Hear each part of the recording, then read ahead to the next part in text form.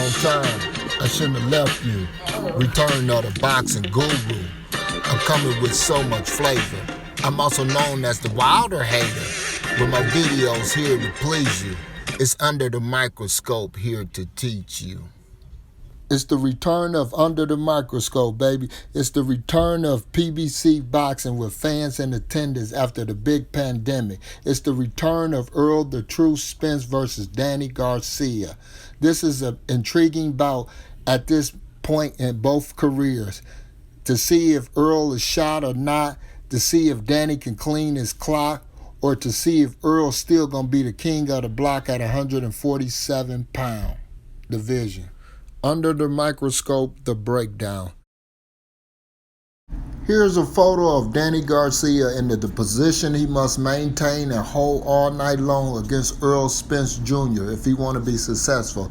This is the perfect position that Danny must maintain because he can counter Errol's left jab, and it gives him enough time to be able to circle out and to counter Errol when Errol comes in aggressive with his body shots. Danny can hit him with looping left shots and the uppercut, and to maintain his foot movement to stall the rings out. Right here, Danny can knock his jab down, as you see in this photo right here. Danny can counter him. So as Errol tries to come in, because this is Errol Spence's weakness, standing on the outside with you. So he will try to come in right here like Ivan. This is the typical southpaw movement. And this will give Danny an opportunity to spin out like he's doing right here, to counter over with a right hand, and to pivot out. So these are very important details that Danny must maintain if he want to be victorious in his September fight against Errol the True Spence. This position is vital because it neutralized Errol Spence of not being able to get any punches off without Danny being able to react to everything as far as countering or circling out. This position is key. If you look closely at this photo, Errol will only be able to get a jab before he comes forward, and that gives Danny a chance to loop an overhand right to keep him at bay and spin out of there. Under the Microscope breakdown features Errol Spence. Here's a photo of Errol Spence against Cal Brook. Errol cannot just man down somebody or bull over him. He got to maintain the boxing stand as a jab, double jabbing his way in, because not like how Cal Brook is keeping that stick in his face. Against Danny, he cannot do that because it'll give Danny enough chance to counter him. Just like in this photo right here, Errol with his hands up, not using his jab. Errol definitely has to work on that if he want to be successful in September against Danny Garcia.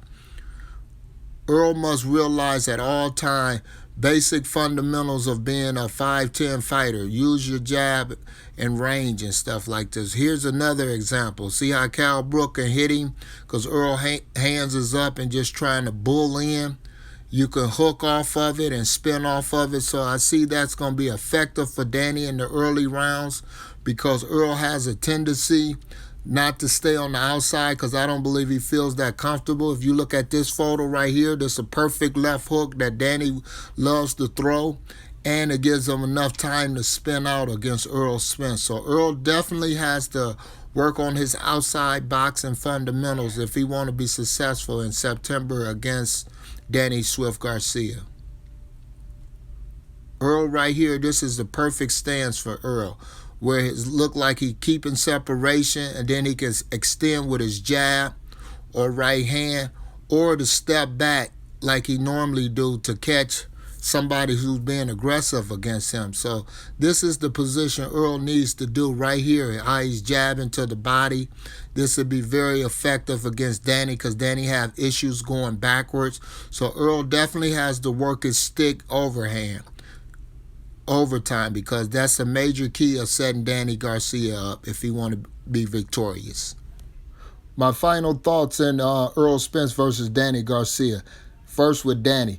Danny must maintain his distance to counter Errol from coming in and bulling in. Danny got to use his uppercut, so when Errol try to bull in and go straight to his body, Danny can land effective punches to spin off on Errol and then get his looping left hook off. So that's going to be very critical in Errol. So you got to make sure your foot placement and distance against Errol Spence is on cue at all time, and try to maintain to keep him on the outside, because that's Errol Spence's weakness, on the outside work. You have a better chance of beating him.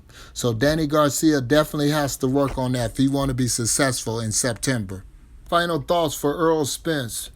Errol Spence have to be Errol the True Spence, which he knows on the outside he lacks, but his sure strength and willingness to get inside and that monster body attack to push his opponents backwards, that's Errol Spence at his best.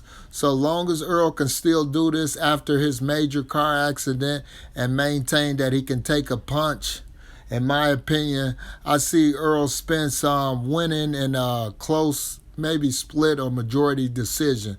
I see the fight going Danny at first keeping Errol at bay with movement, the separation, Danny landing good shots. So I see it going real close until the later rounds. That's when Errol going to come in and maintain and beat Danny down, because Danny going to slow down as the fight goes on with those body shots. So if Errol can hold up from like we know he can, he should win this fight by a split or majority decision. So I'm leaning towards Errol Spence to retain his WBC and IBF titles in September against Danny Swift Garcia. PBC return with fans in attendance. Subscribe to me if you want more of the Boxing Guru Show.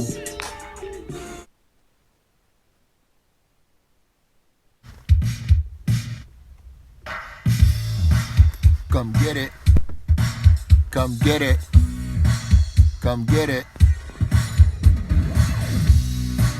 Come get it. Come get it. Come get it.